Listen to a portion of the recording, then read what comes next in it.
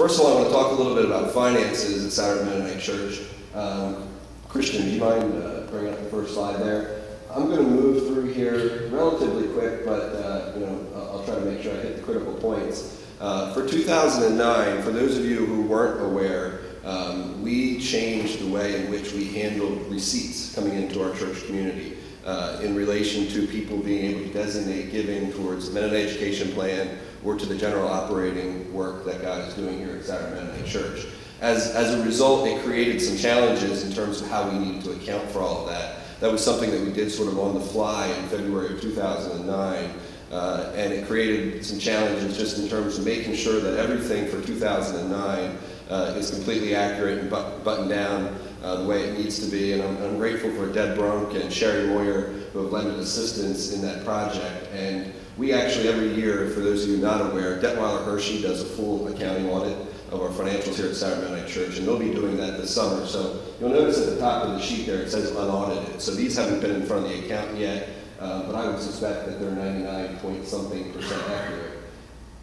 For 2009, you'll see for Mennonite missions, receipts were $118,069 and expenses were the same figure. Essentially for Mennonite missions, MCC, Mennonite Church USA, Frank County Conference, whatever comes in goes out. For Mennonite Education Plan, $802,808 came in. That was exactly what we needed as of December 31st to pay all of our church schools current as of that date.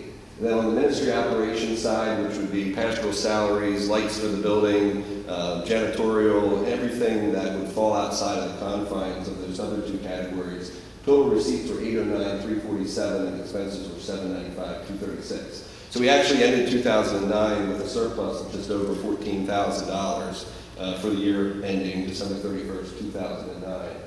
Christian, if you can flip to the next slide. In terms of Saturday Mennonite Church debt, for those of you who have been at probably the last two congregational meetings, we talked about reducing the debt load of Saturday Mennonite Church being a priority of 2010. 2008 was a year, and really the first year in which Saturday Mennonite Church as a community fell short of its financial obligations at the end of the year, to the tune of just shy of $158,000. The exact amount was $148,593 that we were short in 2008.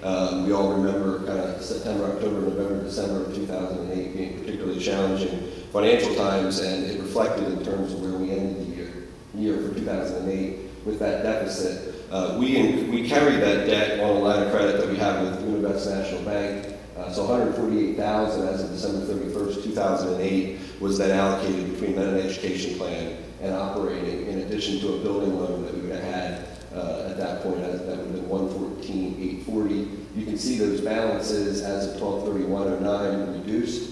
The operating was reduced by that $14,000 figure that I just referred to as being the surplus for 2009, leaving us at the end of 2009 with just shy of $195,000 in total debt. And you can see at the bottom that the current building fund balance, really as of yesterday, was $54,888. And the hope would be that we could continue to reduce that debt load as we move through 2010.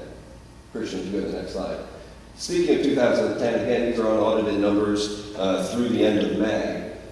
And you can see, comparatively speaking, from a receipt standpoint, so when we're talking about dollars coming in to the church community, and they're broken out by the categories, the three being Mennonite missions, Mennonite Education Plan, and then ministry operations. Total receipts, if you look at the three categories, are down just over $1,000.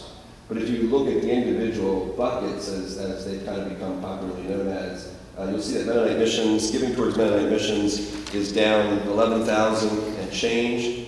Giving towards Mennonite Education Plan is up over $17,000, and giving towards ministry operations is down just slightly over $6,000, with the total aggregate receipts down a little over $1,000.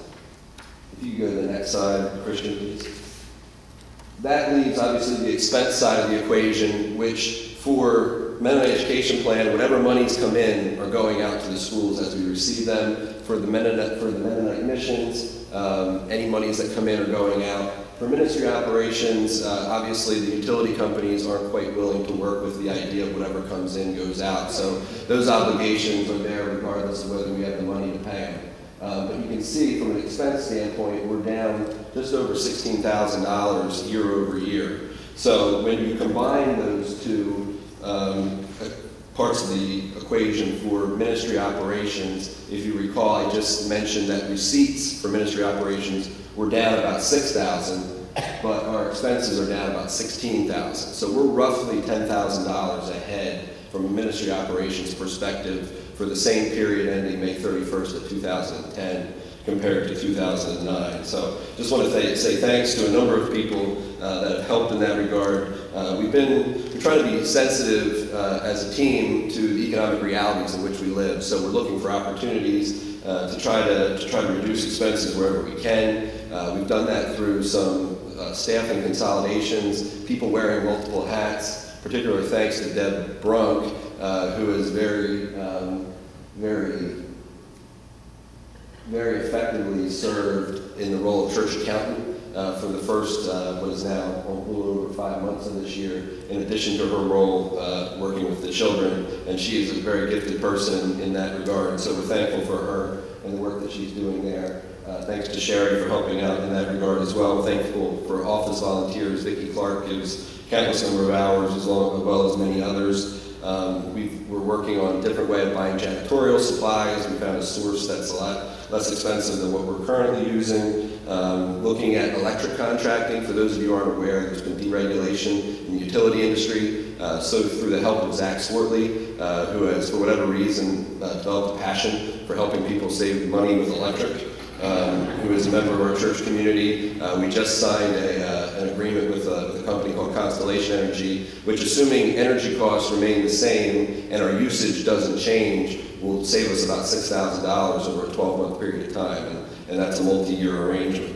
So we're thankful for the work that he's doing there. Thanks to Dan Sell for the work that he's doing to try to coordinate volunteers for some of the maintenance type of work that needs to be done around the building. If you didn't notice, the other weekend we had the sidewalk repaired over here by the West Street Community Center, and really trying to reach out to folks I think to some degree we haven't tapped into over the years to help out with some of those projects, and they're very gracious and willing to help, and we recognize that when using volunteers, we may not be able to schedule things in the time frame that we would like to, as if we were paying someone who does this for a living. But at the same point, it's a way to involve people in the community. It's a way to reduce expenses, and I think it builds community as a whole as well. So there's a number of things going on there. We're going to continue to be diligent in terms of how money is spent, and just wanted to give you that update.